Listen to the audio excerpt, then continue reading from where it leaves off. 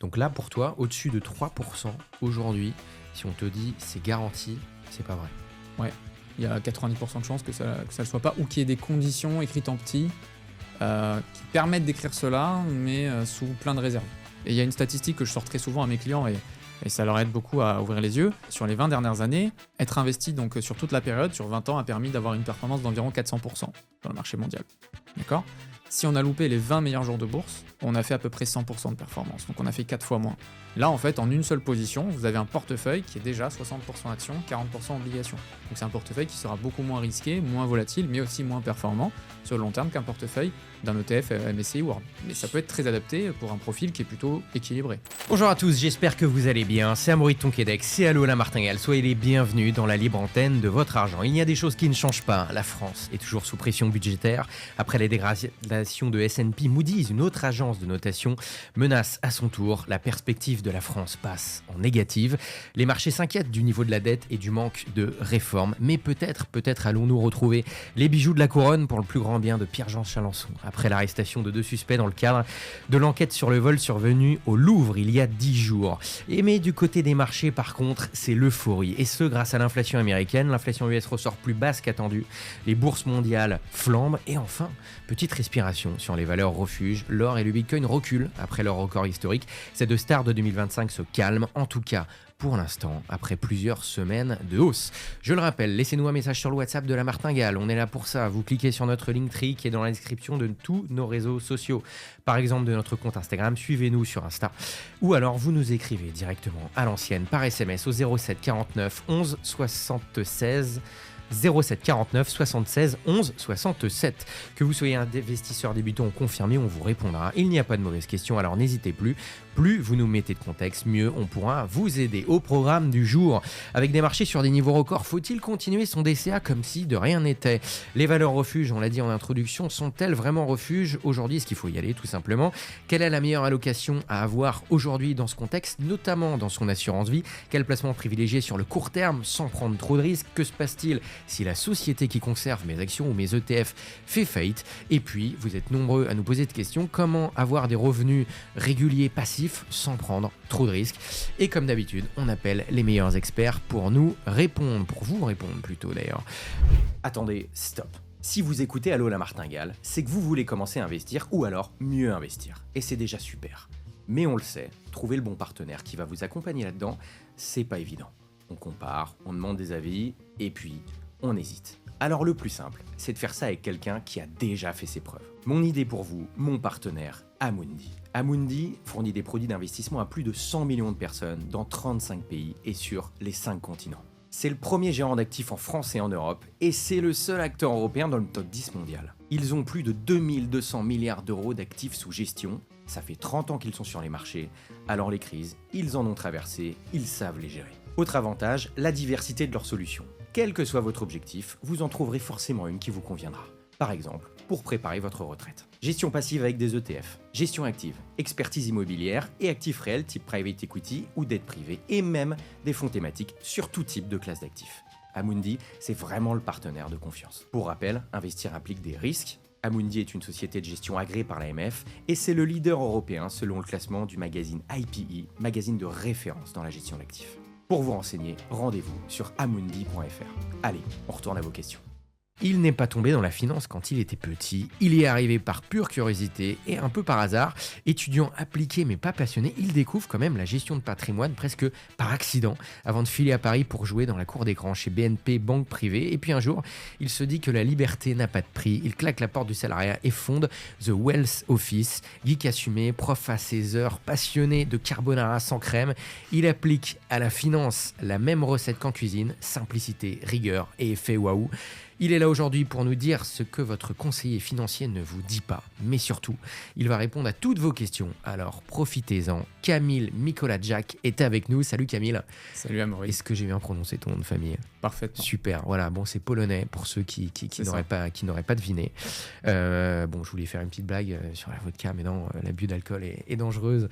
Pour la vodka d'ailleurs, c'est polonais ou pas d'ailleurs ? Non, je pense que c'est russe. Non, c'est russe. Ok, d'accord. Bon, bah écoute, on fera ces petites recherches après l'émission. Donc, tu es fondateur et CEO de The Wealth Office. Tu peux nous dire 2 mots peut-être de The Wealth Office pour commencer, que les gens comprennent ce que tu fais? Bien sûr. The Wealth Office, c'est un cabinet de gestion de patrimoine qui est spécialement dédié à une clientèle qui dispose entre 250 000 et 10 millions d'euros d'actifs financiers et qui sont en recherche d'un conseil personnalisé, d'une structure de rémunération qui soit transparente et d'accéder à des solutions plus sophistiquées que ce qu'ils ont pour habitude d'avoir via leur conseil traditionnel. Donc, typiquement, ça va être des crédits lombards, des assurances vie luxembourgeoises, des fonds de private equity, ce genre de choses.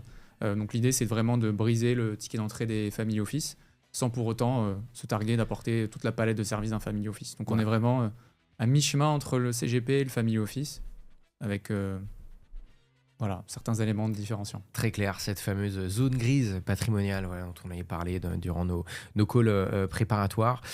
Écoute, bienvenue dans Allo la Martingale. Et puis bien sûr, Camille va répondre à toutes vos questions, quel que soit votre patrimoine comme d'habitude. Et vous avez été nombreux à nous les envoyer, continuez à le faire. D'ailleurs, c'est drôle parce qu'on a découvert qu'on avait un ami en commun. Voilà, Antoine Troidec, qu'on salue. Salut Antoine. Salut Antoine. Écoute, n'hésite pas à nous envoyer tes questions. Et puis Jayan, je te présente. Salut. Jayan, notre ingénieur du son, mais qui est maintenant nouveau chroniqueur ça me fait dans plaisir. Allo la Martingale. Bon, on a plein de questions, mais Jayan, t'en avais une à nous poser au début, en plus de celle que tu nous avais posée la semaine dernière. Déjà, merci pour l'accueil. Et c'est vrai que j'ai une question déjà sur le PEA la semaine dernière et vous avez super bien répondu, donc merci beaucoup. Et selon vous, du coup, maintenant pour vous, c'est quoi les 3 premières choses à faire quand on veut investir ? C'est l'immobilier, c'est la bourse, qu'est-ce que c'est exactement ? Alors, c'est assez intéressant cette question, merci Jayan. Alors, je remets le contexte, parce que la semaine dernière, tu l'avais déjà précisé, voilà, Jayan vient de signer un CDI, ça y est, il commence à gagner sa vie, mais à part avoir commencé à mettre dans un PEA, ce qui est déjà très bien, et pour moi, ça ferait partie des 3 premières choses à faire, mais voilà. Qu'est-ce qu'on peut lui dire à Jayan ? Aujourd'hui, il y a plein de personnes qui nous posent cette question. Tiens, s'il y a 3 trucs à faire là, je commence par quoi, Camille ? Pour moi, là, déjà, il y a 2 aspects dans ta question. C'est le logement et l'investissement. Bon, les 2 peuvent aller de pair, mais pour autant, c'est 2 choses qui sont complètement différentes. Déjà, pour investir, il faut faire un budget. Alors, ça paraît effectivement un petit peu bateau, mais toutefois, il faut définir quelles sont nos charges fixes, quels sont nos revenus et voir s'il y a un excédent. S'il y a un excédent, là, on peut penser effectivement à investir. Cet excédent d'épargne, tu vas pouvoir le mettre via différents supports. Moi, ce que je préconise, en tout cas, c'est de ne pas commencer à investir sur le long terme dans d'actifs risqués à partir du moment où on n'a pas déjà constitué un matelas de sécurité. Okay. Pas de règles par rapport au montant du matelas de sécurité et de l'épargne de précaution. Ça va dépendre si tu es célibataire, si tu es marié, si tu as des enfants ou pas. Pas encore. Si tu es salarié, si tu es entrepreneur, de plein de choses finalement. Le niveau de risque et le niveau de... le fait d'avoir besoin de beaucoup d'argent rapidement va varier selon les profils. Donc il faut mettre un petit peu d'argent de côté, effectivement, en se disant que si demain, on a une panne de voiture, on a un problème de santé ou je sais pas quoi, il faut qu'on puisse avoir de l'argent pour se sentir en sécurité. En général, ce qu'on entend, c'est 6 mois de dépenses fixes. Ça me semble pas mal, même si ça peut varier selon les personnes. Après, par rapport à l'investissement, il y a plein de choses dans lesquelles on peut investir. Ce qu'il faut tout simplement déterminer, moi c'est ce que je dis toujours à mes clients, c'est quel est le niveau de rendement que vous attendez sur votre épargne et quel est le niveau de risque que vous acceptez. Parce que les 2 sont intimement liés, c'est-à-dire qu'il n'y a pas de rendement sans risque. Donc à partir du moment où on veut un rendement élevé, il faut qu'on accepte une volatilité élevée. Et cette volatilité, tu vas pouvoir la supporter à mesure que ton investissement soit le plus long possible. Donc les marchés sont très volatiles et très risqués sur le court terme, ils le sont beaucoup moins sur le long terme, en tout cas statistiquement par le passé. Ils ont plutôt tendance à avoir été aussi. Si on va en parler, ça reste avec nous. On va parler un petit peu d'actualité. On a eu plein de questions sur les marchés. On les prend dans quelques instants. Ce qui est certain, c'est qu'il n'y a aucune classe d'actifs qui fera moins bien que le cash que tu gardes sur ton compte. Donc effectivement, tu as besoin de l'investir. Maintenant, si tu as un projet immobilier qui te tient à cœur dans 2 ans, c'est peut-être pas la meilleure idée d'investir en bourse ton épargne. Parce qu'il se peut que sur les 2 prochaines années, il y ait une correction et qu'au moment où tu as absolument besoin de cet argent, tu sois en perte sur ton capital. En revanche, si tu n'as pas de projet sur les 10 prochaines années, moi je t'encouragerais à prendre le plus de risques possible pour espérer le meilleur rendement possible sur ton épargne. Donc, c'est où le risque pour toi, du coup, c'est la bourse ? Alors, franchement, moi je conseille toujours d'investir, on va dire, sur les basiques pour quand on commence. Donc c'est la bourse et l'immobilier. Tout ce qui va être private equity, dette privée, infrastructure, des choses assez réservées à une clientèle assez initiée. Ça vient après. C'est plutôt au sommet de la pyramide. La base de la pyramide, c'est vraiment les marchés financiers et l'immobilier. Donc moi, je conseillerais à tout à chacun de commencer à investir en bourse du moment qu'il a un horizon long terme. avec une stratégie de DCA, en épargne régulière, par rapport à ce budget qu'on a déterminé en étape 1, combien je peux mettre tous les mois. T'investis régulièrement de manière mécanique, sans biais émotionnel, vraiment en te tenant à ta stratégie, dans le but de faire grossir ton portefeuille et de lisser tes points d'entrée. Ok, donc là, premier sujet numéro 1, Ouais. gérer son épargne, voilà, épargner, gérer un petit peu ses entrées, ses dépenses, voilà, faire un petit peu un PNL. Une fois qu'il a fait ça, identifier sa poche plus court terme, qui serait peut-être pour sa résidence principale, et une poche Voilà. plus long terme. S'il a un projet à très court terme, par exemple, tu as décidé d'acheter ta résidence principale et tu es en recherche active, cet argent ne l'investit pas. Place-le sur des supports sécuritaires, donc des livrets réglementés, Ouais. SICAV monétaire, fonds reboostés. Parce que si tu trouves la pépite dans quelques semaines, tu t'en voudras d'avoir perdu de l'argent et de peut-être pas pouvoir donner vie à ce projet puisque tu n'auras plus le budget pour acheter. Par exemple, si tu avais un apport pour la banque, faut pas le risquer. Si tu as un horizon de 3 à 5 ans, donc du moyen terme, un projet, je sais pas, un voyage, un achat immobilier, naissance d'un enfant, là, tu peux déjà commencer à aller vers des choses un petit peu plus risquées. Mhm. Pour autant, ça me semble un peu léger, effectivement, pour aller 100% sur les actions, puisque là encore, la volatilité, 3 à 5 ans, on peut se prendre une période de baisse ou une crise. Donc à ce moment-là, tu vas plutôt aller vers des solutions de moyen terme, typiquement des obligations. Obligations, soit avec des supports capitalisants, soit via des supports datés, c'est-à-dire qui vont avoir une échéance certaine où tu sais que, sauf risque de défaut, tu récupéreras ton capital plus tous les coupons. Voilà, Donc ça, c'est des choses que tu peux explorer pour un horizon moyen terme, via des ETF ou via des fonds. Une obligation, voilà, pour rappel, c'est on prête à des États ou à des entreprises de C'est l'argent et ça nous permet d'avoir une certaine visibilité sur des rendements qu'on peut avoir réguliers. Et a priori, il y a des obligations. En fait, plus elles sont risquées, plus elles vont rapporter. Moins elles sont risquées, moins elles vont rapporter. Il y a deux choses vraiment, c'est très important, puisqu'en 2022, le marché obligataire a plongé de environ 14%. D'accord, donc c'est une chute qu'on peut comparer à un moins 40% sur le marché action. Parce que les obligations, traditionnellement, elles ont une volatilité beaucoup plus faible que les actions, puisqu'en fait, on est sur un système de coupons et de remboursement. Pas de risque de participation à la réussite ou à l'échec de l'entreprise. On sera remboursé si l'entreprise a les moyens de nous rembourser. Il peut y avoir des défauts, c'est assez rare, mais il peut y en avoir. Ce qui peut se passer sur les obligations, c'est si, comme en 2022, les taux d'intérêt augmentent de manière très importante et très rapidement. Donc à ce moment-là, le cours de l'obligation va chuter. Voilà, ça peut baisser entre 5 et 10% en fonction de l'ampleur de la hausse. Donc à ce moment-là, moi, ce que je préconise, si on a un horizon d'investissement plutôt court, qu'on veut rémunérer son épargne mieux qu'un simple livret, ou si on l'a déjà rempli, c'est les obligations, ce qu'on appelle à courte maturité ou courte duration. En fait, ces obligations sur des horizons compris entre 6 mois et 3 ans, ce qui fait que si jamais il y a des variations de taux sur les marchés, celles-ci vont beaucoup moins surréagir. Tu vois, par exemple, au lieu de faire moins 12, l'obligation va peut-être faire moins 3. Certaines vont même faire moins 0x%, enfin, elles vont rester très stables.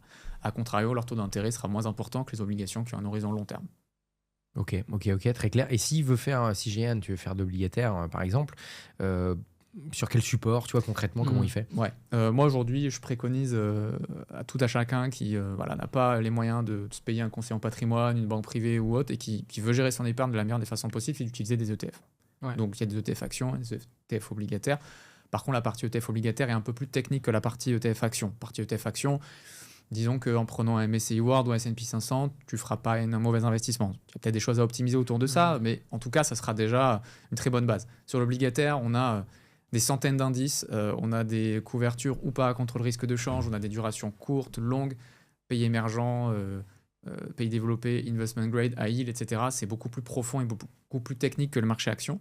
Mais pour autant, il y a des ETF de très bonne qualité avec des frais très bas qui permettent de s'exposer à des portefeuilles super diversifiés. Okay. Trop bien. Et après, sur sa poche plus long terme? Alors là, la poche plus long terme, concrètement, moi, ce que je conseillerais, c'est d'aller sur les marchés actions, très clairement. Ouais. Surtout quand on débute. Tout ce qui va être, comme je l'ai dit, private equity, etc., ça vient vraiment après.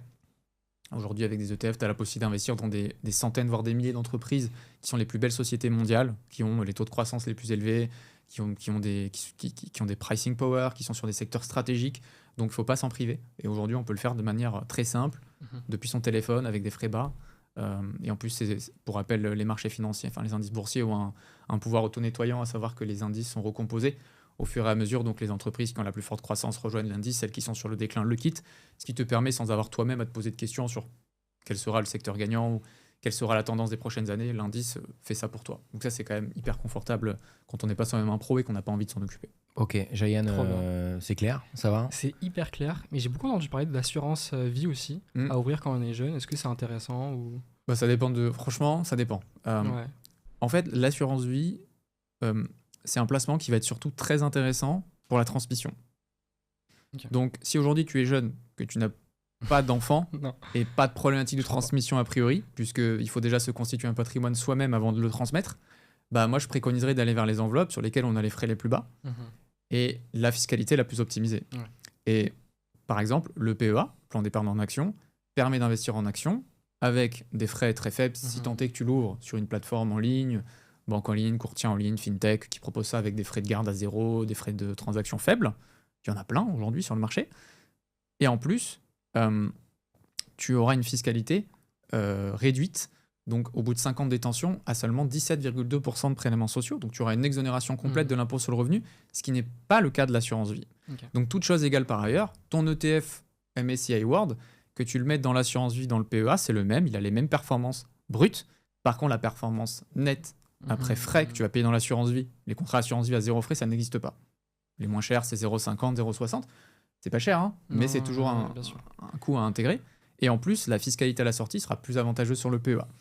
Là où l'assurance vie sera intéressante, c'est pour quelqu'un qui veut avoir au sein d'une même enveloppe une poche action, une poche oblique, une poche private Mhm. equity, une poche immobilière, une poche infrastructure, etc.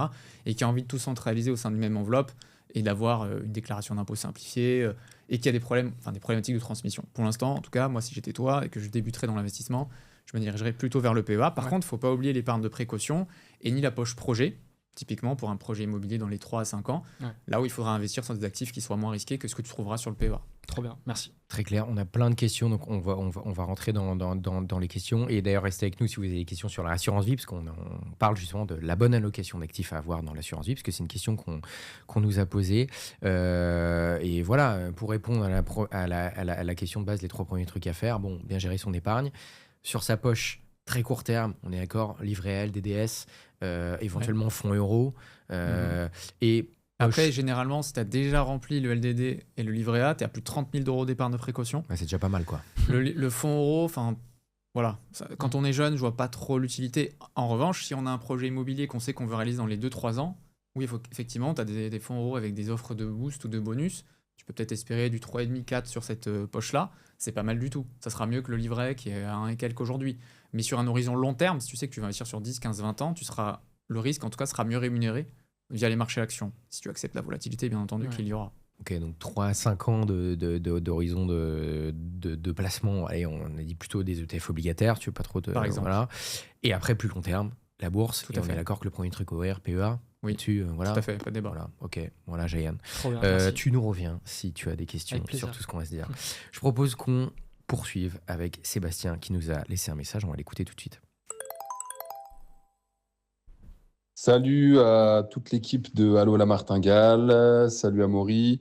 Alors moi, aujourd'hui, je me pose une question. Moi, j'investis depuis plusieurs années en bourse via un PEA sur une stratégie classique ETF, MSCI World principalement, avec un petit peu d'emerging markets en plus en ETF aussi.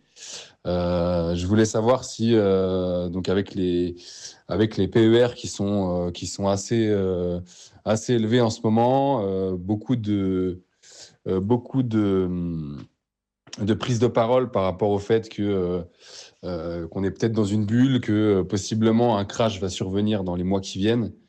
Est-ce que vous me conseillez d'avoir une petite pocket de côté qui représenterait, je sais pas moi, 10 à 30% de mes investissements actuels, que je garde sur le côté, sur un fonds en euros ou autre, et que potentiellement je garde en cas de crash pour rentrer dans les marchés. Donc en cas de crash, j'entends au moins 20% de baisse. Est-ce que ça peut être une bonne solution ou voilà, je mets je continue mon DCA et je continue à rentrer et je garde pas de pocket parce que je risque de passer à côté de très belles journées en bourse. Voilà. Qu'est-ce que vous me conseillez par rapport à ça? Merci à vous. Merci pour ton message, Sébastien. Et ta question, alors intéressante, Camille, parce que assez d'actualité. Je pense qu'il y a pas mal de gens qui se la posent. Pour ceux qui ne sauraient pas, le PER, le fameux Price Earning Ratio, c'est la manière de valoriser une action en bourse. Là, ce qu'il nous dit, c'est vrai qu'on a des PER élevés, voilà, où ça veut dire qu'on se pose la question de savoir si les marchés ne sont pas trop valorisés. Je le disais en introduction, on a quand même beaucoup d'indices mondiaux qui sont sur des records. Il y a des bourses, donc certaines actions, certains indices qui sont très valorisés. Donc la question est de savoir, la première question que j'ai envie de poser, c'est est-ce qu'on doit continuer son DCA aujourd'hui quand on a un petit peu des signaux de, pas, je dirais pas forcément survalorisation, tu vas nous donner ton avis Camille, mais en tout cas de marché très valorisé. Est-ce qu'il faut continuer à rentrer en DCA sur les marchés, c'est-à-dire mettre régulièrement la même somme, ou alors est-ce qu'il ne faudrait pas le freiner un petit peu en attendant une potentielle baisse? Alors c'est une question que j'ai tous les jours, parce que c'est naturel, aujourd'hui on est très influencé par l'actualité. Alors la réponse à la question, elle est dans la question en réalité, parce qu'en fait il a parlé d'un premier scénario où on aurait un crash, et ensuite il a envisagé le fait que finalement les marchés continuent de grimper et que s'il n'investissait pas, il perdrait la hausse. En fait, il faut savoir que personne ne sait. Personne ne sait. La seule chose qu'on contrôle, c'est notre horizon d'investissement. Donc, si on regarde que sur le long terme, en tout cas statistiquement, si on dépasse les 10 ans de détention dans le marché action mondial, dans 90% des cas, on a gagné de l'argent. On n'en a pas perdu. Quand on va au-delà de 15 ans, on est autour des 95%. Et quand on est au-dessus de 20 ans, on est proche des 100% de probabilité de sortir en bénéfice. Donc, si l'horizon de Jérémy est supérieur à 15 ans, statistiquement, il a tout intérêt à investir, à continuer de faire son DCA, plutôt qu'à envisager une potentielle baisse qui n'arrivera peut-être pas. Donc ce que tu es en train de nous dire, c'est que voilà, même s'il y avait un crack sur 15 ans, a priori, il retrouverait sa mise. Mais en fait, en restant sur les grands indices. En fait, il y a beaucoup d'irrationalité dans la question, et en tout cas, c'est pas un reproche que je fais. Moi-même, je me pose cette question quand j'investis mon propre argent, et c'est naturel, on a tous des sentiments, même si c'est des chiffres. C'est que cette question n'est valable que si on prend l'hypothèse qu'il va y avoir une baisse. Mais s'il va y avoir une baisse, alors pourquoi ne pas vendre tout le portefeuille aujourd'hui, attendre la baisse, et acheter quand ça sera en bas, quand ça aura plongé? Lui, la question qui se pose aussi, c'est de se dire, donc toi, tu dirais plutôt de continuer. Et la problématique, en fait, c'est que il envisage que cela baisse, et donc remet en question son DCA qui consiste à acheter tous les mois, mais il a un capital existant qui, lui, est exposé. Donc si on pense qu'il y aura une baisse, la meilleure chose à faire, ce n'est pas d'arrêter le DCA, c'est de tout vendre, de tout arrêter, de récupérer sa mise, de prendre ses bénéfices, attendre que cela baisse, et ensuite on investit au plus bas pendant les soldes. La problématique, c'est que on ne sait pas s'il y aura une baisse. S'il y a une baisse, on ne sait pas de quelle ampleur elle sera. Et lorsqu'on rentrera, on ne sait pas si on sera au plus bas ou si ça va encore continuer de baisser. Et alors, est-ce que, comme lui le suggérait, il peut pas y avoir une sorte de solution en demi-teinte qui est peut-être pas bonne, hein, peut-être qu'il faut pas être en demi-teinte, tu vas nous donner ton avis, à se dire, ok, moi je continue mon DCA, mais je l'allège un petit peu. C'est-à-dire, imaginons, je devais mettre 100 € tous les mois, je vais mettre plus que 70, 80, j'en sais rien. Et ça me fait, j'économise un peu de cash que je pourrais réinvestir en cas de crack ou alors de trou, où là j'accélérerais plutôt mon DCA. Ouais, je vois. Alors, en fait, la problématique, c'est que comme on ne sait pas ce qui va se passer, il n'y a pas de meilleur choix à faire. Puisque, en fait, la décision, elle est basée sur les éléments qu'on a maintenant et le futur, il est incertain. Et c'est ce risque, en fait, qui rémunère le placement en lui-même. Donc, moi, ce que je conseillerais, c'est de ne pas changer de stratégie. Ou alors, si jamais, vraiment, il est inconfortable à l'idée de continuer à investir à ces niveaux de marché, qu'il investit sur d'autres classes d'actifs, potentiellement décorrélés des marchés cotés, ou avec une volatilité plus faible. Alors, on parle des obligations, lui permettant de rémunérer son portefeuille en attendant quand même, ce DCA. Et s'il y a baisse, si c'est sa conviction, et en tout cas je lui souhaite qu'il ait raison, à ce moment-là, il pourra vendre ses actifs peu volatiles ou décorrélés pour aller acheter à la baisse. Et en attendant, il aura quand même pris de la performance. Le problème de ça, c'est que si la baisse n'intervient pas, il aura loupé toute la hausse. D'accord ? Et même si baisse il y aura également d'autres périodes de hausse dans l'intervalle où cette baisse surviendra. Et il y a une statistique que je sors très souvent à mes clients, et ça leur aide beaucoup à ouvrir les yeux, c'est que donc sur les 20 dernières années, c'était entre à peu près 2003 et 2023, enfin fin 2023, être investi donc sur toute la période, sur 20 ans, a permis d'avoir une performance d'environ 400% dans le marché mondial. D'accord ? Si on a loupé les 20 meilleurs jours de bourse, on a fait à peu près 100% de performance. Donc on a fait 4 fois moins. Donc en fait, la patience a mieux rémunéré l'attentisme ou la spéculation, le timing en fait. Le fait de chercher le meilleur moment pour entrer a moins de chances de fonctionner que de rester investi et de prendre la tendance haussière long terme. Donc si on a un horizon long terme, selon moi, il est beaucoup plus probable que la performance soit meilleure qu'en cherchant à timer le marché. Bon, ok, donc ton message ce matin pour Sébastien, pour clore la question, c'est s'il a un DCA sur les marchés et qu'il est à horizon plus de 10-15 ans, Pour moi, Tiens-toi au plan. Pour moi, exactement. Voilà. Et, pour moi, il faut continuer. Voilà, faut continuer. Pour moi, il faut pas rien changer. lâcher, Exactement. et puis tu seras, j'espère, récompensé sur le long Et terme. puis, ce qu'il dit, c'est vrai, hein, le PER, donc l'indice de cherté des entreprises, donc le cours de l'entreprise ramené au bénéfice par action, il est plus élevé que des années précédemment. C'est vrai, mais pourquoi? Quelles sont les raisons? Parce qu'aujourd'hui, les entreprises sont plus rentables, elles ont des niveaux de marge plus importants, et parce que le taux de croissance des bénéfices est plus important. Donc c'est pour cela qu'on les paye plus cher. Mais ça ne veut pas dire qu'elles sont plus chères par rapport à ce qu'elles valent réellement. Ça veut dire qu'aujourd'hui, la qualité se paye plus cher. Mais on achète un actif de meilleure qualité. On a plus de visibilité sur les chiffres, la croissance future de ces sociétés, que c'était le cas à l'époque. Donc pour toi, la valorisation n'est pas délirante, voilà, par rapport à Non, l'économie réelle, quoi. parce que moi, j'ai commencé ce métier il y a de ça 8 ans, j'ai commencé à investir il y a 10 ans, je n'ai connu que des plus hauts. Les plus hauts sont suivis de nouveaux plus hauts. Donc si tu veux investir, ton temps il est limité. Donc il faut que tu prennes ce qu'il y a à prendre. Et donc finalement, effectivement, si tu penses qu'il y aura de la croissance économique, qu'il y aura du progrès technologique, qu'il y aura une hausse de la productivité, dans les 10-15 prochaines années, il vaut mieux investir que de garder son cash sur son compte qui se fait grignoter par l'inflation. On va écouter la question de Jérémy qui nous parle justement d'allocation d'actifs, la bonne allocation d'actifs à avoir aujourd'hui. On l'écoute.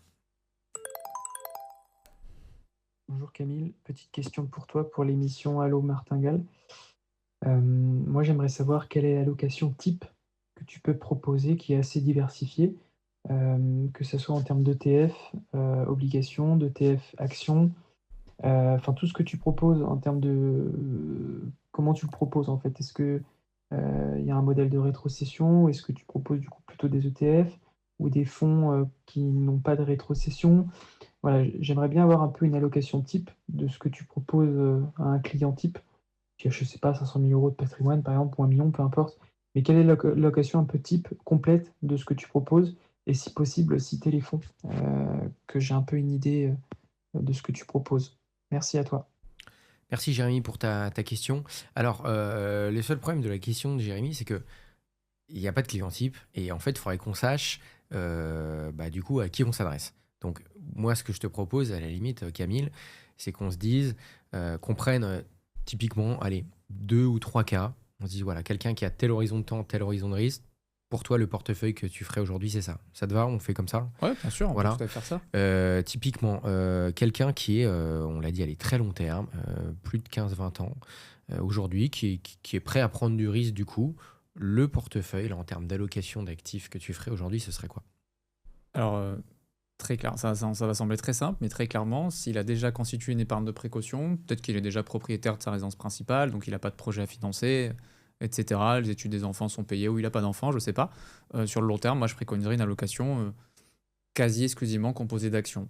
Quasi exclusivement, puisqu'il a le temps long, il peut tolérer la volatilité, et son objectif, c'est de préparer typiquement sa retraite, donc d'avoir la performance maximale. Donc voilà, un portefeuille 100% composé d'actions. Et s'il a envie de un petit peu modérer la volatilité sans pour autant trop sacrifier le rendement, et qu'il est prêt à faire une croix sur un autre critère qu'on oublie souvent, un troisième critère, c'est la liquidité. Hein. Moi, je définis toujours triangle d'incompatibilité, rendement, risque, liquidité. Donc on peut avoir 2 sur 3, mais c'est compliqué d'avoir les 3. Donc s'il est prêt à sacrifier un petit peu de liquidité, Je sais ce que tu vas dire. et que sa surface financière le permet, il peut aller aussi sur les actifs non cotés. Et pour Ouais. une part, là encore, modérée, donc je dirais, voilà, sur une allocation qui serait 100% dynamique, peut-être 70% en actions, voire même 80%, et 20 à 30% en actifs non cotés. Alors, précision, voilà, l'actif coté, c'est tout ce qui est en bourse, etc., qui est relativement liquide, à part des plus petites capitalisations. Maintenant, on parle beaucoup de private equity, donc c'est l'actif non coté. Et effectivement, la différence principale, c'est que c'est pas coté tous les jours comme les actifs tout simplement cotés. Donc, c'est moins liquide, c'est-à-dire que vous mettez une somme et vous pouvez pas forcément la récupérer tout de suite. Et c'est pas une question forcément de valorisation de l'entreprise. C'est une question de la typologie d'actifs qui est comme ça. Il se trouve qu'aujourd'hui, ça se démocratise beaucoup le private equity. On en a déjà parlé pas mal de fois sur cette chaîne. Il y a même des tickets d'entrée de plus en plus bas. Est-ce que toi, sur le long terme, là comme ça, c'est quoi l'intérêt d'avoir du private equity par rapport à du coté en fait? Très clairement, c'est vraiment pour modérer la volatilité dans un premier temps. C'est-à-dire qu'aujourd'hui, tu vas avoir des fonds de private equity qui vont avoir des performances annualisées qui sont proches de celles de la bourse, mais pour autant qui ont une volatilité 50% à 2 fois inférieure. Donc pour quelqu'un qui va avoir tendance à mal supporter les baisses sur son portefeuille, qui veut pouvoir récupérer de l'argent en évitant une dévalorisation de 20 à 30% lors d'un potentiel crash boursier, ça peut être intéressant. Ça Mais peut est-ce être que aussi la volatilité là-dessus, c'est juste qu'en fait, ce serait pas la même, mais c'est juste qu'en que fait, c'est on la voit mesure- pas parce qu'on la mesure pas. En fait. Alors, ça a été démontré par certaines études, donc maintenant, après, ça s'applique pas à toutes les stratégies d'investissement et tous les fonds. J'ai plusieurs exemples en tête, mais effectivement, si tu prends... Il y a des fonds qui ont des valeurs liquidatives qui sont mensuelles. Donc, ce ne sont pas des fonds qui sont à valeur liquidative inconnue pendant 10 ans, et c'est qu'au bout de 10 ans qu'on sait. Donc, effectivement, à ce moment-là, il n'y a aucune volatilité. Ceux qui ont une valeur liquidative mensuelle, on peut comparer ça avec un indice boursier ou un fonds action, et on peut faire le comparatif. Alors, effectivement, la valeur liquidative mensuelle ou hebdomadaire, elle me donne moins de points de mesure que la quotidienne, mais pour autant, effectivement, c'est vérifié que sur le private equity ou la dette privée, sur certains fonds de ce type, qui ont des valeurs liquidatives régulières, la volatilité soit moins importante. Mais ça ne veut pas dire qu'il faut forcément y aller, que ça va être plus performant ou que ça va apporter quelque chose de mieux au portefeuille. C'est que tout simplement, si on n'a pas envie d'avoir une exposition à la volatilité maximale sur l'ensemble de son portefeuille, ça peut être intéressant. Ok. Très clair. Maintenant, si on prend deuxième cas de figure, pour répondre à Jérémy, qu'est-ce qui serait vraiment différent? À partir de 10 ans d'horizon d'investissement ou alors c'est un peu la même chose? Plus l'horizon d'investissement est court, plus le budget à dédier aux actifs volatiles va être faible. Donc en fait, la variable d'ajustement, ça va être la poche obligataire, fonds en euros typiquement. Donc plus j'ai un horizon long, plus je vais aller vers du 100% action, et plus j'ai un horizon court, plus je vais rajouter des obligations, et à mesure que je vais me rapprocher de mon horizon d'investissement cible, typiquement si un projet est dans 10 ans, eh bien, je vais désinvestir une partie de ma poche action pour prendre mes bénéfices, réduire mon exposition au marché, et ensuite finir sur une allocation 100% obligataire au fonds en euros à l'échéance. Alors, il n'y a pas forcément de règles, et on en a déjà parlé un peu au début, mais pour essayer de répondre un petit peu à la question, selon toi, entre quel et quel horizon d'investissement tu irais dans de l'obligation, selon toi, à partir de quand tu passerais plus sur de l'action? Et en dessous, à partir de quand tu te dirais, bon là, c'est plus livret A, Bien sûr. voire fonds Pour moi, euros. c'est clairement l'horizon long terme. On commence vraiment à l'avoir à partir de 10 ans. D'accord? Mais c'est pas forcément là où je mettrais une allocation 100% action non plus. Mais par contre, au-delà de 15 ans, oui, là, je pense qu'on peut très largement envisager une allocation qui soit 100% composée d'actions. En dessous, on va dire entre 15 et 10 ans, ajouter des actifs justement décorrélés, typiquement du non-coté, ça peut faire beaucoup de sens parce qu'on va pas sacrifier ou très peu de rendement, mais on va vraiment diminuer la volatilité. Et en dessous de 10 ans, je conseillerais quand même d'avoir une partie en action et en non-coté, mais quand même une bonne proportion en actifs peu volatiles. Parce que l'horizon simplement est trop court, et donc si les 10 prochaines années de bourse sont mauvaises, la performance du portefeuille s'en trouverait trop impactée. Et les obligations, à partir de quel horizon tu peux En réalité, tu peux le faire à partir de quelques mois. Parce Ouais, qu'en mais là fait, où ça il y a devient des- vraiment intéressant, tu vois. Là, on parle à un particulier, tu vois. Je dirais 3 ans. 3 ans, ok. Mm. Donc en dessous de 3 ans, c'est pas la peine d'aller faire de Non, l'obligataire. Non, Ouais. parce qu'aujourd'hui, en France, on a le fonds en euros. Après, il y a différents débats sur le fonds en euros et la garantie, à quel point elle peut être délivrée par l'assureur, mais c'est un placement qui contractuellement est garanti en capital, et qu'on a des off-bonus qui nous permettent de prétendre à des rendements entre 3,5 et 4 net. Donc c'est quand même, je pense, plus adapté à un horizon entre 1 et 3 ans. Mais Ok. l'obligataire aujourd'hui reprend des couleurs, et ça peut être intéressant sur un horizon de 3 ans. Ouais. Ok. On va passer tout de suite à la question de Jean qui nous laisse un message depuis Marseille. Et on va parler d'assurance vie. On écoute. Hello la martingale et merci pour vos podcasts. C'est Jean de Marseille. Ne changez rien, vous êtes vraiment au top. J'avais une question, moi, pour l'assurance vie. Je cherche à faire un placement sur le long terme. Je me demande quelle est la meilleure répartition à faire pour une assurance vie, comment la diversifier de la bonne manière sur le long terme pour espérer une bonne capitalisation. Et une deuxième question, quel est le rendement qu'on peut attendre avec un niveau de risque assez faible, vraiment pour une vision long terme. Voilà, merci la martingale, à bientôt. Salut Jean, merci beaucoup pour ta question. Ça fait plaisir qu'il y ait des Marseillais qui nous écoutent. Bon, question sur l'assurance vie. On en a parlé un petit peu en début d'émission. L'assurance vie, enveloppe fiscale qui permet, après 8 ans, d'avoir des avantages fiscaux. Mais tu le disais, Camille, qui est surtout intéressante aussi pour la transmission. C'est le placement aussi préféré des Français. C'est l'enveloppe fiscale préférée des Français. Vous êtes beaucoup à en avoir. La question de Jean, il y en a un petit peu deux. C'est C'est quoi la meilleure répartition? On va encore revenir au truc, ça va dépendre de tes objectifs. Et après, alors peut-être commencer peut-être par la fin de la question. Quel rendement espérer avec un minimum de risque pour une vision court terme? Alors, on vient peut-être de répondre à cette question juste avant, mais ce qu'on a dit juste avant, est-ce qu'on peut le mettre dans une assurance vie? Là, à court terme, allez, on va dire, tu es à moins de 5 ans. Tu mettrais quoi dans ton assurance vie pour... De toute façon, il a dit qu'il avait un horizon long et qu'il voulait limiter le risque, hein, et qu'il voulait également des solutions de rémunération sur le court terme. Donc, s'il a un horizon long, ça c'est une très bonne chose. Donc, il va pouvoir accepter l'illiquidité partielle. Il va pouvoir aussi accepter un peu de volatilité. Mais il a dit qu'il voulait pas trop de risques. Donc, peut-être qu'il va avoir un profil moins dynamique que ce que je recommande dès lors qu'on a 20 ans devant soi à 100% action. Donc, typiquement, ce que pourrait envisager, je pense, comme portefeuille, ce serait un portefeuille du type 50% actions, 30% obligations et 20% actifs non cotés. Comme ça, il peut avoir un rendement cible, je pense, autour de 6%. Je pense c'est quelque chose qui est totalement envisageable. Bien entendu, sa performance passée ne présage pas du futur. Investir comporte des risques. Voilà, Mais eu égard, mais eu égard en fait, au couple rendement risque de chacune des classes d'actifs et de la répartition, je pense qu'il peut espérer autour de 6%. Il aura donc la partie action qui sera la plus dynamique, qui captera la croissance donc économique mondiale, celle des sociétés qui ont du pricing power, qui donc détiennent les réseaux sociaux, le cloud, l'intelligence artificielle, etc. Donc les entreprises stratégiques. La poche obligataire qui servira d'amortisseur en cas de baisse et qui va quand même délivrer un rendement qui sera stable et qui va profiter du contexte de taux qui en ce moment est pas mal et qu'il faudra suivre l'évolution des taux dans le temps. Et sur une poche de 20% avec du non-coté, avec d'une part du private equity, une part de la dette privée, il aura deux autres moteurs de performance pour son portefeuille qui, eux, vont avoir une volatilité à peu près à celle du marché obligataire, mais avec un rendement assez similaire, plutôt proche de celui du marché action. Pour autant, là, il n'aura pas une liquidité en 24 heures sur son capital. Et avec un portefeuille comme ça, je pense que tu peux finalement faire une performance pas trop éloignée d'un portefeuille 100% action, mais avec un niveau de risque qui reste beaucoup plus maîtrisé.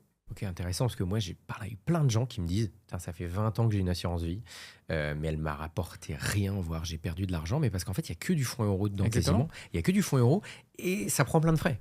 Donc, en fait, comment on peut éviter ça? Enfin, tu vois, les gens qui nous disent ça, qui nous écoutent, c'est quoi? Vous êtes obligé de prendre un peu plus de risques quand même, il faut accepter ça. C'est une réalité que je vois aussi. En fait, je remarque que 80% des résultats viennent déjà de l'allocation d'actifs. C'est-à-dire qu'avant de choisir le meilleur contrat, d'avoir les frais les plus bas, de choisir le meilleur fonds, le meilleur ETF, il faut déjà se poser la question de quelle est l'allocation d'actifs qui va me permettre d'atteindre mes objectifs. Si je veux 1 million de patrimoine dans 20 ans et que je mets tout en fonds en euros, que je mets 100 000 euros en fonds en euros, mathématiquement, ça ne marche pas. En fait, il faut partir de l'objectif et, comme on dit, reverse engineer pour revenir au point de départ et se dire qu'est-ce qu'il faudrait qu'il se passe dans les prochaines années pour que j'arrive à l'objectif, en fait. Donc, si le rendement du fonds en euros est 2%, c'est mathématiquement impossible d'aller chercher un tel niveau de patrimoine. Donc, déjà, bien calibrer son allocation. Ou alors, revoir à la baisse ses objectifs. Parce que c'est deux réglettes sur lesquelles on peut jouer. Soit on prend plus de risques et on va chercher plus de performance, soit on n'accepte pas le niveau de risque, mais on abaisse l'objectif de performance et donc l'objectif final. Là-dessus, il n'y a pas de secret. Ce cas-là, je l'entends tellement souvent. Faut nous écrire. Mais ça vient surtout du fait que les gens, en fait, par méconnaissance, etc., le côté assez opaque, parfois un langage qui peut être difficile à appréhender quand on n'est pas du métier. Mais en fait, très souvent, les gens, quand on creuse, c'est pas si dramatique que ça. C'est-à-dire que le risque, quand on leur explique ce que ça veut dire, ils l'acceptent. C'est-à-dire qu'on leur dit, déjà, le risque, voilà, ce qui s'est passé dans le passé, on peut mettre une poche plus sécuritaire à côté. Donc, si vous avez 500 000 euros à placer, vous n'avez pas besoin de mettre 500 000 euros en sécurité. Peut-être qu'avoir 200 000 euros en sécurité, c'est suffisant. Parce que si c'est 300 000 euros, vous les laissez en sécurité, vous n'atteindrez pas votre objectif. Alors que si vous les placez, ça peut faire une différence majeure sur le long terme. La liquidité, c'est pareil. On n'a pas besoin d'avoir tout son patrimoine qui est liquide. Il faut avoir besoin que d'une partie du patrimoine qui est liquide. En fait, il faut avoir une stratégie qui prévoit le pire et qui soit préparée pour délivrer le meilleur. Et donc, en fait, si on est aligné avec ces objectifs et les contraintes qu'on accepte, à la fin, il n'y a pas de mauvaise surprise finalement. On récolte ce qu'on a semé. Et si on fait que du fonds en euros, compliqué d'avoir des résultats, quoi. Il nous reste 2 questions d'auditeurs et d'auditrices. Et à la fin, il y aura les fameuses questions cash que je sais que vous attendez tous. Mais avant, moi, j'avais une question pour toi. À partir de quel rendement annuel il faut s'inquiéter? Alors, je vais repréciser ma question. C'est-à-dire que à partir de quel rendement annuel on peut avoir des des sortes de garanties, entre guillemets, assez fortes sur la non-perte en capital. Et à partir de quel rendement, au-dessus de quel rendement, tu dis là, si on vous promet ça et que c'est Ah, garanti, c'est que ça a pu je arrêter, vois. quoi. Tu Je vois ce que vois. je veux Ouais, dire? je vois, je Et vois. il y a tout un débat là-dessus. C'est quoi pour toi le seuil aujourd'hui, hein, dans le contexte actuel? C'est quoi un peu le seuil où tu te dis là, si on vous propose plus de ça en vous disant c'est garanti, fuyez. C'est une bonne question. Alors, pour y répondre, en fait, déjà, il faut comprendre d'où vient le rendement. Parce qu'en fait, à partir du moment où tu comprends d'où vient le rendement, bah, si le placement qu'on te propose qui est garanti, il s'appuie sur des choses qui sont risquées, ça peut pas marcher. Donc, les actifs garantis aujourd'hui, c'est quoi? C'est les livrets d'épargne, les fonds en euros, en gros. Les livrets d'épargne, en fait, c'est les banques qui vont prêter cet argent, qui vont le déposer à la banque centrale et qui vont encaisser un taux d'intérêt. Donc, le livret A, ça finance le logement, etc. Donc, en fait, il y a un organisme d'État qui paye un taux d'intérêt. On est vrai, on est à 1,7 à Voilà, peu près. donc Voilà. l'État est garant derrière. Voilà, c'est pour ça que vous avez la garantie de votre capital. A priori, après, je ne remets pas en question voilà, est-ce que l'État va pouvoir assurer la garantie ou pas. Mais en Bon, tout on va cas, partir du principe que oui aujourd'hui. on a quelque chose Ouais. finalement qui se comprend et qui tient la route. Les fonds en euros, c'est des obligations d'État majoritairement, un petit peu d'entreprise et un petit peu d'actions parfois, mais c'est des obligations de très grands États, de très grandes entreprises, généralement sur les segments les moins risqués. Donc on a des entreprises, des États qui nous versent des coupons. Donc en fait, il faut regarder aujourd'hui quels sont les taux d'intérêt du marché obligataire moyen. Bon, ben, on se rend compte que c'est ça, moins les frais que nous délivrent les fonds en euros. Donc ça va être autour de 2%, et avec des offres bonus pour attirer un petit peu des nouveaux épargnants, avoir de la collecte. Il y a des réserves qui sont des rendements qui ont été mis en réserve les années précédentes, qui sont thésaurisés, qui sont utilisés pour alimenter le rendement pour les nouveaux entrants. Mais sur un rythme de croisière, le fonds en euros, ça va être en 2,5% maximum. 2 secondes Donc- sur les off bonus. C'est Ouais. red flag ça? Ou alors c'est. Non, c'est en fait, c'est au bilan des compagnies d'assurance, donc qui gèrent les fonds en euros. Il y a une partie des intérêts génériques qui n'ont pas été versés aux épargnants les années précédentes, qui ont été mises de côté pour un petit peu des années de baisse de taux d'intérêt sur les marchés, pour pouvoir en fait un rendement qui soit lissé et régulier dans le temps, pas qu'il y ait des années à 4% et des années à 1%. Bon, c'est Ouais, de c'est l'argent délivré. qui est là, il n'y a pas de loup. Exactement. voilà, ok. Voilà. Donc ça, il n'y a pas de problème. Et puis si c'est proposé par une compagnie d'assurance vie qui est réglementée, qui a tous ses agréments et que c'est un grand nom de la place, il n'y a pas de problématique. Par contre, dès lors que les rendements dépassent ce que rapporte l'argent sur le court terme, donc sur le marché bancaire ou obligataire, là, il y a un loup. Alors là, aujourd'hui, pour résumer, c'est quoi? C'est 2% après Ouais, les frais? avec une garantie, 2, 2,5. Hors offre bonus, évidemment, mais 2, 2,5%, voilà. Ok. Donc En fait, moins la, de 3%. la garantie en capital, il faut comprendre qu'il n'y a que le livret qui la délivre ou les fonds en euros. Et la garantie du fonds en euros, elle repose sur le fait que l'assureur vous paiera, en fait, engage son bilan, sa responsabilité. Mais derrière, c'est investi sur des obligations que vous pourriez acheter vous aussi sur le marché secondaire en assumant le risque et en n'ayant pas les frais de gestion à payer. Mais derrière, c'est un actif qui reste quand même risqué. Il n'y a aucun placement garanti, ça n'existe pas. Il n'y a aucun placement garanti, mais dans ma question, voilà, je rentre ça dans les placements Au-dessus- qu'on peut au-dessus, raisonnablement garantir. Au-dessus, Voilà. au-dessus de 2,5, 3, c'est qu'il y a un lot. Ah ouais, ok. Donc là, pour toi, au-dessus de 3% aujourd'hui, si on te dit c'est garanti, c'est pas vrai. Il y a 90% de chances que ça ne le soit pas, ou qu'il y ait des conditions écrites en petit qui permettent d'écrire cela, mais sous plein de réserves. Ok, donc pour faire plus de 3% par an, bah, on est obligé d'accepter un à fait. certain risque. Tout à fait. Voilà. Ok, très clair, c'était ma question. Bah justement, sur les garanties, etc., on a un vocal de Vincent qui nous demande si les sociétés qui conservent nos actions peuvent faire faillite. Et on parle beaucoup d'ETF et tout en ce moment, donc ça va être intéressant. On va écouter Vincent tout de suite. Bonjour Amaury, ma question est la suivante. Que se passe-t-il si la société qui conserve mes titres, des ETF ou des actions, fait faillite? Quand je regarde sur Internet, je lis deux informations contradictoires. D'une part, que les titres sont ma propriété et le reste, qui ne sont pas sur le bilan de la société qui porte les titres et qui serait en faillite. D'autre part, qu'un fonds de garantie FGDR existe et couvre à hauteur de 70 000 € par établissement adhérent et par personne. Pour moi, si les titres sont transférés à une autre société de conservation de titres, un fonds de garantie est inutile. Voilà, je ne comprends pas très bien. Merci beaucoup pour vos lumières. Au revoir. Question subsidiaire. Cette garantie FGDR de 70 000 € sur les titres, est-ce qu'elle est par personne et par banque ou par compte? Par exemple, si j'ai une assurance vie, un compte titre et un PEA dans la même banque, est-ce que c'est 70 000 € au total ou est-ce que c'est par compte? Merci, au revoir. Bonjour, j'ai une autre question technique. Je voulais savoir sur l'assurance vie, les abattements au moment du rachat partiel ou total de 4 600 euros par personne et par an. Est-ce que c'est par contrat ou est-ce que c'est par personne? Autrement dit, si j'ai deux contrats d'assurance vie, est-ce que je peux faire deux fois l'abattement, utiliser deux fois l'abattement dans la même année, ou est-ce que c'est au total de tous mes contrats? Merci, au revoir. Salut Vincent, merci beaucoup pour tes questions. Alors en gros, il y a deux questions. La première, celle qui a un rapport avec ce qu'on se disait juste avant sur les garanties. Et après l'assurance vie, on passera rapidement dessus juste derrière. Si je résume la première, Camille, c'est que se passe-t-il si la société qui conserve mes actions fait faillite? Alors on est d'accord que quand on parle d'actions, on peut parler d'ETF aussi, enfin c'est pareil. Voilà. Pour faire simple, comme beaucoup de gens en parlent, si j'ai des ETF sur une banque en ligne ou je ne sais où, est-ce que c'est garanti? Quelle garantie j'ai s'il y a une faillite? Ok. Voilà. Alors, la question est très judicieuse et c'est vrai que ça peut porter à confusion. Alors, je vais rappeler déjà qu'il y a deux cadres différents. Il y a le cadre bancaire et le cadre assurantiel. Donc, dans la question, parfois ça parlait de compte titre, parfois ça parlait d'assurance vie. Donc, on va parler d'abord du cadre bancaire qui s'impose au compte titre, au PEA et au compte bancaire. Ce que nous dit le cadre bancaire, c'est que l'investisseur, donc Vincent, c'est bien son prénom, est propriétaire des actifs. C'est-à-dire que s'il a des ETF, des actions, des parts de fonds, des CPI, je ne sais pas, enfin des actifs qui peuvent se négocier, d'accord, qui sont cotés ou pas, et qu'il les dépose dans un compte titre, la banque ou bien le courtier ou l'établissement, la fintech, enfin bref, l'entité où il a déposé ses titres, lui appartiennent.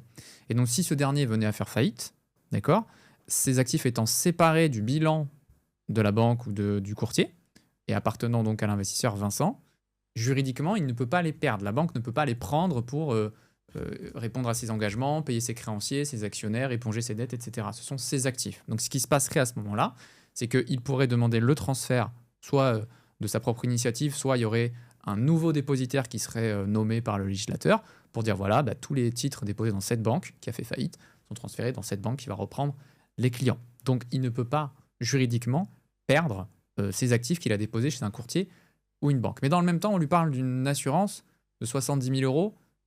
Donc, je précise, c'est par établissement et par personne. Donc, si on a un compte joint, c'est doublé. Si chacun a ses comptes, chacun a ses 70 000 euros. Et si on les a dans 10 banques différents, on multiplie. J'ai 10 fois 70 000 euros. Exactement. Okay. Le risque pèse sur chaque établissement. Exactement. Ce qu'il faut comprendre, c'est que cette garantie, dans le cas précis, ne s'active que si l'établissement n'est pas en mesure de restituer les titres. C'est extrêmement rare, puisqu'aujourd'hui, les établissements sont... la réglementation est très lourde, la transparence qui est demandée est très importante, donc ils doivent montrer qu'il y a une tenue des comptes qui est totalement ségrégée de leur bilan, c'est-à-dire qu'ils ne peuvent pas utiliser les actifs des clients pour spéculer, pour leurs propres besoins, etc. Ils doivent les garder dans des comptes séparés qui sont juridiquement au nom des clients. Donc, a priori, si un établissement fait faillite, il y a extrêmement peu de chances que l'épargnant ne retrouve pas ses titres. Ça peut être le cas pour de la fraude, un bug informatique, enfin je ne sais pas ce qui pourrait se passer. C'est possible, matériellement. Dans ce cas-là, il aurait une assurance de 70 000 euros par établissement et par personne. Ça, c'est pour la partie bancaire. Et pour les liquidités, c'est un plafond de 100 000 euros et non de 70 000 euros. Ok. Donc là, tu es en train de nous dire que, si je résume, j'ai des ETF ou des actions dans une banque traditionnelle ou une banque en ligne.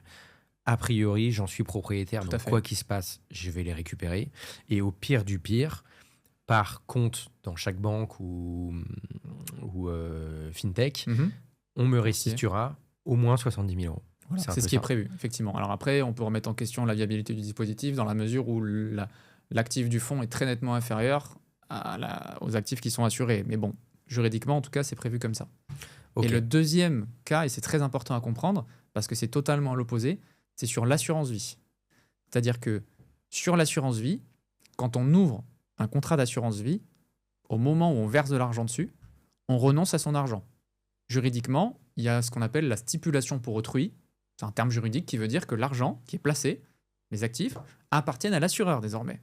Et donc, comment est-ce qu'on récupère son argent? En fait, on active une créance. On a un droit de créance sur l'assureur qui s'engage à nous rembourser l'argent qu'on y a placé. Évidemment, la valeur de marché, si on a investi sur la bourse et qu'elle a augmenté, l'assureur va nous rembourser plus. Si elle a baissé, va nous rembourser moins. Et qu'est-ce que ça veut dire par rapport à la question de Vincent?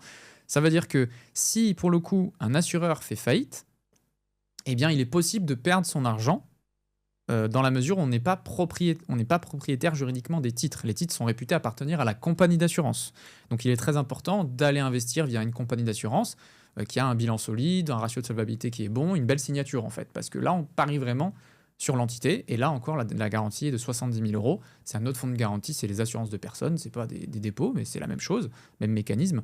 C'est 70 000 euros par personne, par établissement. Et une petite précision, au Luxembourg ou dans d'autres États, la hiérarchie des créanciers peut être inversée, c'est-à-dire que il peut être exigé que effectivement les actifs soient ségrégés, tout comme c'est le cas sur les banques en France, et que s'il y avait une faillite d'un assureur, l'épargnant soit le premier à pouvoir réclamer au niveau finalement de la liquidation de l'actif de la compagnie de l'argent. Donc c'est-à-dire qu'il n'y aurait pas d'abord les actionnaires, les créanciers, l'État, les salariés de la compagnie qui seraient remboursés avant l'épargnant, ce qui est le cas en France. Donc les gens n'en ont pas conscience. En France, quand vous placez en assurance vie, ce n'est plus juridiquement votre argent, vous avez juste une créance sur l'assureur, sur un compte titre, un PEA, un compte bancaire, ça reste vos actifs. Mais on est en bout de chaîne. Exact. Voilà. Dans le cas de remboursement. Alors en banque, du coup, on est prioritaire. Sur l'assurance vie, on est en bout de chaîne. Ok, très clair. Bon, si je comprends bien, si je devais un peu résumer là en une phrase, c'est que si on est investisseur français aujourd'hui, qu'on investit en France, que ce soit à la banque ou via une banque en ligne, a priori, il n'y a pas trop à s'inquiéter de cette question. Sur les actifs qu'on détient juridiquement soi-même, compte titre, PEA, compte bancaire, franchement, c'est clair, les titres nous appartiennent. Vers la compagnie d'assurance, on délègue ça à la compagnie sur laquelle on a seulement un droit de créance. Ok, très clair. Est-ce que tu avais une réponse à apporter? Tu veux que je te la fasse réécouter peut-être juste la partie sur l'assurance vie? Non, je l'avais, je crois que c'était sur les abattements. Okay. Alors tu peux peut-être remettre le contexte? Oui, bien sûr. Voilà. Donc l'assurance vie aujourd'hui, lorsque vous détenez votre contrat de plus de 8 ans et que vous faites un retrait, vous bénéficiez d'un abattement sur les gains générés et qui serait imposable au titre de l'impôt sur le revenu. Donc je rappelle, au bout de 8 ans, une assurance vie aujourd'hui, alors les assurances vie qui ont été ouvertes et alimentées avant septembre 2017, celles qui l'ont été après, à des fins de simplification, je vais prendre celles qui ont été ouvertes et alimentées après septembre 2017. Au bout de 8 ans, quand on retire, c'est 24,7% d'impôts. Donc on a 7,5% d'impôts et 17,2% de prélèvements sociaux. Si j'additionne les deux, ça fait 24,7%. Et dans la limite de 150 000 euros de versement, sur ce retrait, j'ai donc un taux de 24,7%. Et sur les 7,5% compris, j'ai un abattement de 4 600 euros si je suis célibataire ou de 9 200 euros si je suis pacsé ou marié. D'accord? Et la question, c'était, est-ce qu'on en a par contrat ou c'est pour tous les contrats? Et la réponse, c'est que c'est pour tous les contrats cumulés.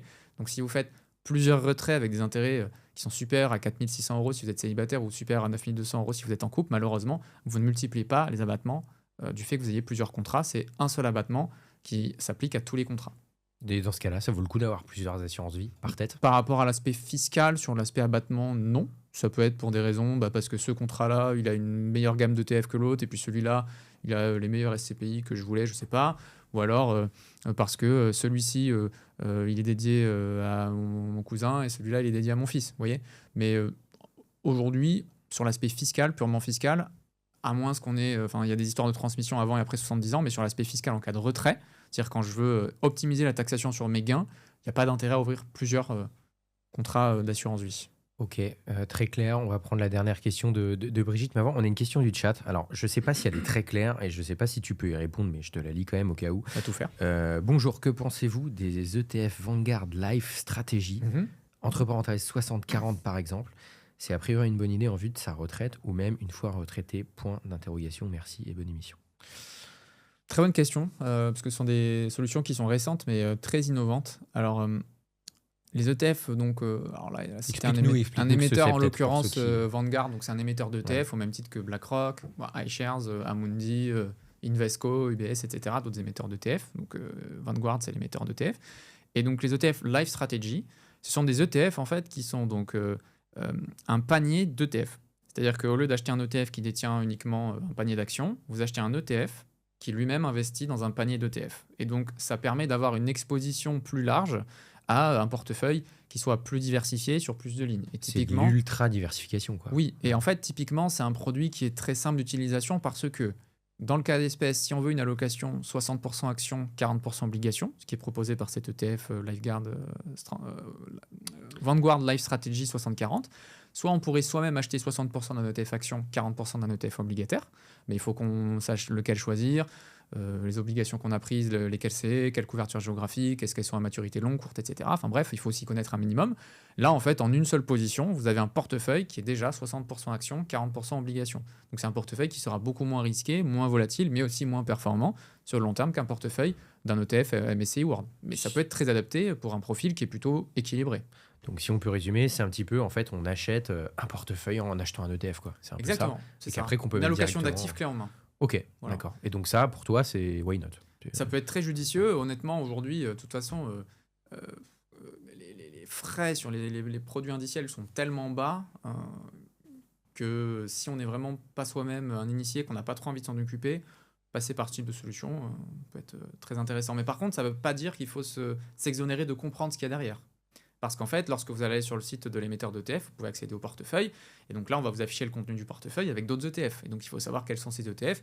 Parce qu'à tout moment, l'explication du produit n'est pas très exhaustive ou évocatrice. Et on se retrouve à acheter des obligations spéculatives, émergentes, etc. Et qui sont a priori plus risquées que ce qu'on s'était accordé initialement. Mais si on prend le temps de regarder un petit peu ce qu'il y a derrière, ça peut être des solutions hyper intéressantes. Ok. On va juste payer une petite couche de frais en plus, mais qui reste assez négligeable. On va prendre la dernière question de cette émission. C'est Brigitte qui nous a laissé un message. On va l'écouter tout de suite. Oui, bonsoir, je suis Brigitte. Je vous disais donc que je suis dans une situation de retraitée depuis peu. J'ai j'ai une retraite minimum, vraiment en dessous du SMIC, mais j'ai la chance d'avoir un toit sur la tête, donc je suis propriétaire de ma résidence principale. J'ai également de l'argent de côté puisque j'ai une assurance vie qui est un petit peu inférieure à 10 000 euros. J'ai un LEP et un livret A qui sont à leur maximum. J'ai 200 000 euros qui ont été placés en SCPI, c'est ça? Parce que j'ai besoin donc de revenus complémentaires. Mais je ne suis pas certaine que ce soit la bonne formule parce que c'est inférieur à mes espérances. Je comptais 5% de rendement et en fait, sur les 200 000 euros que j'ai placés, c'est plutôt 3,5, 4 quoi, pour l'instant. Donc, je pense que je ne m'y prends pas très bien et j'aurais aimé avoir des conseils et pour avoir des revenus complémentaires donc à ma retraite qui est de à peine 1 300 euros. Cas très intéressant. Donc Brigitte, retraitée, qui a déjà son livret à plein, son LEP qui est plein. Donc bon, les poches d'épargne classiques dont on parlait en début d'émission, c'est bon. Un petit 10 000 euros sur une assurance vie, résidence principale. Bon, là, moi, ce qui me demande quand même 200 000 euros sur des SCPI, je sais pas, ça me paraît énorme par rapport à son cas à elle. Peut-être pas forcément, je sais pas. En gros, sa question, c'est de se dire, bon, moi, j'aimerais avoir des rendements plutôt vers 5%. 5%. Et là, on est plutôt à 3-4.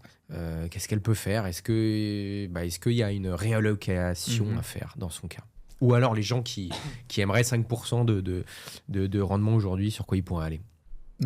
Déjà, merci à Brigitte d'avoir partagé son cas qui va peut-être servir à d'autres. Alors déjà, par rapport au rendement qui est autour de 3,5-4 versus les 5 qu'elle espérait, il faut s'intéresser aux causes. Parce que le rendement d'une SCPI, c'est toujours calculé par rapport au prix de la part actuelle. Donc si Brigitte a investi il y a plusieurs années, je ne sais pas, je n'ai pas les éléments, peut-être qu'elle a acheté la part moins chère, qu'elle s'est revalorisée depuis, et que ce faisant, le prix étant plus élevé, le rendement, lui, soit affiché plus faible. C'est-à-dire qu'elle a acheté à 100, la part vaut 150 aujourd'hui. Si ça distribue les mêmes loyers qu'à l'époque, le rendement qui va être affiché sur les comptes rendus de gestion va être plus faible. Mais ce qui ne veut pas dire qu'elle touche moins le loyer que ce qu'elle a touché jusqu'à présent. Donc déjà, regardez si le rendement, c'est une baisse structurelle, c'est-à-dire que la SCPI a des difficultés, on peut évoquer différentes difficultés qu'il peut y avoir, qui peuvent amener les rendements à baisser, ou c'est simplement parce que la valeur de ces SCPI s'est appréciée. Ça, j'ai pas les éléments, je sais pas quel SCPI il s'agit, je sais pas. Donc, si les rendements ont baissé et que c'est une cause donc intrinsèque à la SCPI, je sais pas, des impayés, un taux d'occupation qui est en baisse, une baisse des rendements des acquisitions, des travaux coûteux, une hausse des taux d'intérêt, beaucoup d'acquisitions faites dans le neuf qui donneront des loyers que dans 3 ans mais qui mobilisent quand même du capital, là il faut se poser des questions. Parce que ça veut dire que la SCPI a des problèmes et qu'a priori le capital de Brigitte il n'est pas forcément très bien alloué. Donc, ce qu'il faut faire, c'est regarder déjà ça. Dans les comptes rendus de gestion annuels ou trimestriels, la société de gestion a un devoir de transparence et explique, voilà, le rendement, la stratégie, est-ce qu'on a des difficultés ou pas. Donc déjà, elle peut comprendre si le rendement il est en baisse parce qu'il y a des problèmes ou parce que, à contrario, c'est une bonne nouvelle, c'est juste que la valeur de sa part a augmenté. Ok. Donc ça, c'est ce que je pourrais dire dans un premier temps. Maintenant, si jamais il y a des problèmes dans la SCPI et que sur les conseils de la personne qui lui a fait ce placement, il est possible d'envisager d'autres SCPI plus intéressantes pour elle ou un autre placement qui verse des revenus, il faut regarder si elle peut le faire. Parce que le problème, c'est que les SCPI qui ont des mauvais indicateurs financiers, des baisses de rendement, des baisses de prix de part, eh bien, ont engendré des ruées d'épargnants qui souhaitent retirer. Et la SCPI n'étant pas un placement liquide, la faculté de revente dépend de la présence d'acheteurs. Et donc, si les chiffres sont en baisse, il n'y a pas d'acheteurs. Si les chiffres sont en baisse, tout le monde veut vendre. Donc, après, à ce moment-là, on est bloqué. Et donc, parfois, les files d'attente peuvent être de plusieurs mois, voire plusieurs années sur certaines SCPI. Donc, j'ai envie de vous dire, si jamais c'est le cas, là, elle est carrément bloquée, elle ne peut pas en changer, quoi. Ouais, Donc, c'est faut vrai regarder. que c'est important de le rappeler, les SCPI, ça fait partie des rendements qu'il ne faut pas considérer comme liquides, comme le code des C'est un, rendements c'est un des placement placements. où vous sacrifiez votre liquidité, qu'il faut partir du principe que ce qui se passe actuellement sur certaines SCPI pourra se passer sur d'autres, c'est totalement possible. Mais en revanche, la contrepartie de ce placement, c'est que c'est un des seuls placements, je dis bien un des seuls, pas le seul, qui verse des revenus réguliers, mensuels ou trimestriels, avec une grande régularité et indépendamment de la consommation du capital. Tu vois, la bourse, si tu veux avoir des revenus sur ton capital, il va falloir que tu vendes des actions. Là, ton capital reste figé, certes, alors il peut un peu augmenter, baisser aussi, mais tu vas percevoir des revenus sans avoir à taper dans le capital. Donc, pour certains objectifs, certaines tranches de vie, ça peut être assez intéressant comme placement. Maintenant, il faut bien choisir sa SCPI, parce que, voilà, après, si les rendements baissent, etc., peut-être que l'illiquidité n'est plus très bien rémunérée. Bon, pour ça, on a fait une émission sur les SCPI, notamment la pierre papier, qui s'appelle l'immobilier sans les clés. Je ne sais plus si c'est la 28 ou 29. Mais voilà, allez voir dans le feed. C'est très intéressant et on répond justement à toutes ces questions-là. Aujourd'hui, alors, et vous le verrez dans cette émission justement sur les SCPI, c'est compliqué parce que ça dépend des cas de SCPI, ça dépend si elle est jeune, si elle est ancienne, ça dépend quel est le sous-jacent en dessous finalement aussi. Tout à fait. Mais toi, dans le cas de Brigitte, si jamais il y a quelqu'un qui se pose la même question et qui a, mettons, quelques milliers d'euros à mettre, toi, si tu voulais avoir des rendements un petit peu réguliers, aujourd'hui, tu irais dans quoi? Tu irais plutôt dans la SCPI, tu irais plutôt dans de l'obligataire, tu irais dans quoi? Moi, je distingue 4 classes d'actifs qui permettent d'avoir du rendement et on va voir que chacune, elles ont un peu leurs avantages, inconvénients, etc. Donc, il y a la SCPI, on en a parlé. Donc, c'est de l'immobilier. Donc, ça verse des rendements qui sont compris selon les SCPI entre 4 et 6%. D'accord ? Ça peut être sur différents secteurs. Je ne vais pas tous les citer, mais en tout cas, tout le monde peut trouver chaussures à son pied. Il y a tous les secteurs d'activité. On peut investir en France, à l'étranger. Donc, vraiment, c'est assez large aujourd'hui en termes d'offres.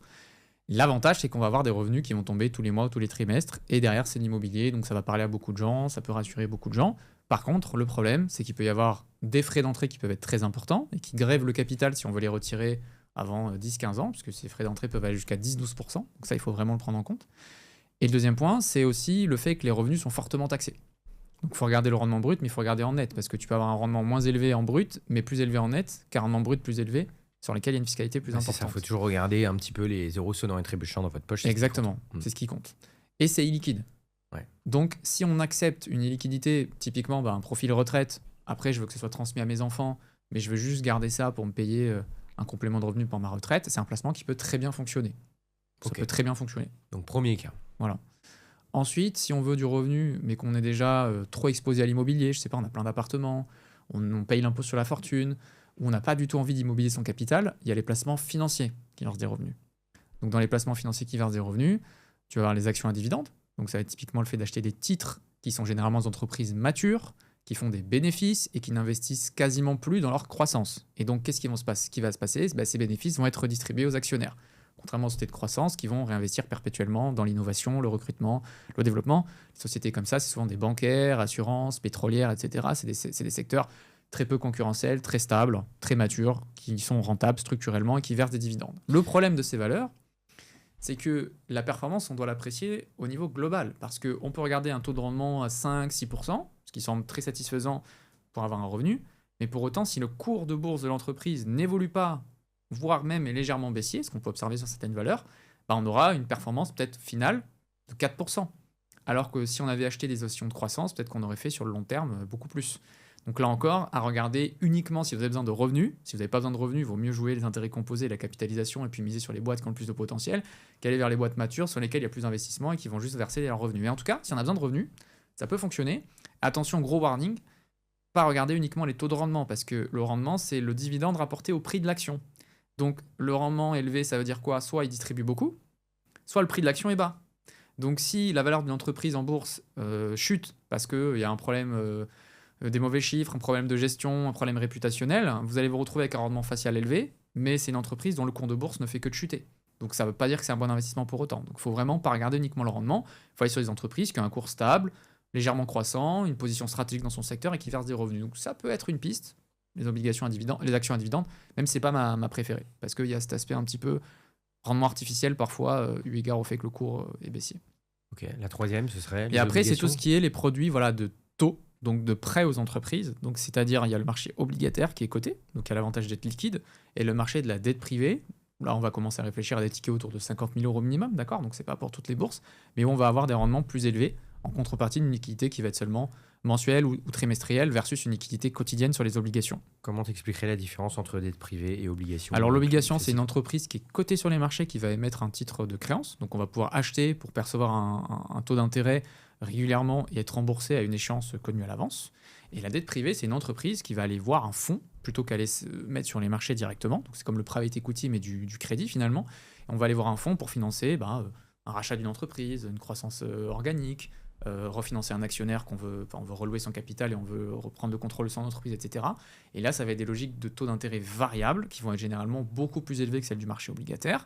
Par contre, ça va être un petit peu plus risqué, mais à risque équivalent, ça va être beaucoup mieux rémunéré que le marché obligataire dans la mesure où on n'est pas liquide. Donc l'illiquidité ajoute une prime de rendement. Donc ça peut être une piste, marché obligataire, marché ou fonds de dette privée pour avoir du revenu complémentaire. Voilà, donc regardez un petit peu toutes ces pistes, encore une fois, en fonction, évidemment, on le répète toujours, et c'est pour ça que je vous dis de mettre du contexte au maximum quand vous envoyez des questions, de vos objectifs, de votre tolérance au risque. Voilà, c'est ça qui va driver les choix que vous allez faire. On arrive à la fin de cette émission, et on va passer tout de suite aux questions cash. La première question cash, Camille, c'est... Ouais, on a du budget ici, on a des... c'est un défect. Et ouais, gros budget. La première question cash, c'est... Allez, on va arriver un petit peu... Non, j'allais dire commencer par l'île déserte, mais non, on va commencer par l'investissement casino. Tu as une somme d'argent qui n'est pas celle de tes clients, c'est pas un conseiller en investissement, où tu te dis, voilà, moi là, j'en ai pas besoin, je peux la perdre. Si j'avais là, voilà, j'aimerais faire un pari un petit peu spéculatif, où je sais que je peux gagner beaucoup là, mais bon, comme on l'a dit tout au long de cette émission, si je peux gagner beaucoup, c'est parce que aussi je peux potentiellement tout perdre. Sur quoi tirais là maintenant, si tu avais un billet à mettre sur quel actif tirais pour faire un pari un peu spéculatif là? Pour moi, en tout cas, les classes d'actifs sur lesquelles on a le plus de risques et le plus de potentiel de rendement, ce serait d'abord tout ce qui va être start-up, donc venture capital, donc capital risque, donc les sociétés en phase d'amorçage, typiquement qui sont au tout départ, qui sont très disruptives, qui ont une nouvelle technologie, qui veulent ouvrir un nouveau marché, etc. Donc un très très haut risque d'échec et en même temps, on les achète à une valorisation basse et donc on peut profiter d'un potentiel très important si jamais l'entreprise, le concept fonctionne bien. Donc ça, c'est une classe d'actifs sur laquelle j'irai. Attention, ça peut rester bloqué très longtemps parce qu'il n'y a pas de liquidité sur ces produits et on peut tout perdre, comme tu l'as dit. Et par contre, les multiples qu'on peut espérer, je pense, sont parmi les plus élevés de tous les actifs financiers qui existent. Et après, sinon, l'autre classe d'actifs dans laquelle moi je crois à titre personnel, mais après, voilà, je ne sais pas, chacun voit midi à sa porte, ce serait les crypto-actifs, d'accord? Et là, pour le coup, je ferai rien d'exotique. J'irai vraiment sur le triptyque Bitcoin, Ethereum, Solana, voilà, plutôt des valeurs sûres, en pariant sur le progrès technologique, l'adoption de masse, la réduction aux dépendances des monnaies nationales, voilà, la protection contre la dévaluation monétaire. Ça serait ça, selon moi, les facteurs qui pourraient driver la croissance de ces actifs. Donc ce serait ça un peu mes actifs casino. Ok, donc startup et crypto. Et je précise crypto, bon là tu as donné un triptyque, mais en fait crypto de manière générale c'est une classe d'actifs, mais ça fait un peu tout dire et rien dire, parce qu'il y a des cryptos derrière lesquels il n'y aura aucun sous-jacent. Tout à fait. Et il y a des cryptos dans c'est des lesquels... jetons, mais derrière, voilà, c'est ça. Donc il faut se renseigner. Le marché des cryptos en lui-même, c'est trop... Là, on va pas le faire là maintenant ici, mais on va faire une spéciale crypto bientôt.